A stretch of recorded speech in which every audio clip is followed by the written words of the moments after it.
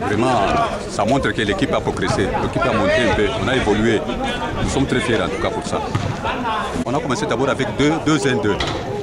À la fin, on a dit que non, on a pris maintenant 3-1-2. C'est ce qu'on a fait maintenant à la dernière minute. Si nous avons perdu comme ça, c'est parce qu'on a préparé très bien la défense. Sauf à l'attaque, c'est pas que chaque fois que nous amorçons l'attaque, il y a toujours l'interruption, c'est-à-dire l'attaque ne parvient pas à monter jusqu'au panier. Alors c'est pour ça qu'on a fait descendre, c'est nous qui était un peu pivot, on a mis quand même un pivot là d'élite. C'est pour ça que vous voyez qu'il y avait un changement là. Pour aborder, il y a eu des difficultés d'amorçage.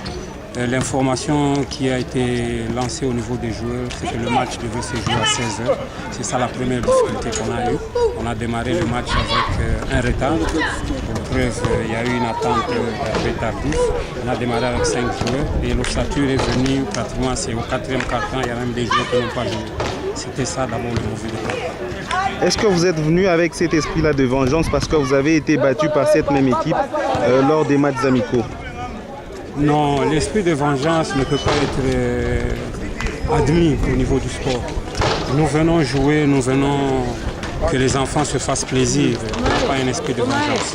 On vient jouer lorsqu'on a fait un travail.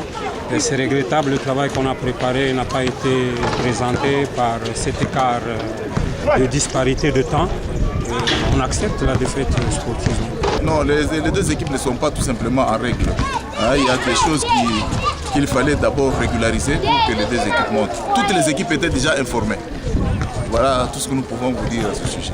Est-ce qu'on peut dire que c'est peut-être par tétutesse ou parce que vous leur avez accordé la faveur de jouer les autres rencontres que les deux équipes se sont présentées? Je ne sais pas quoi vous dire. Ça, c'est une question peut-être qu'il faut poser aux dirigeants des clubs.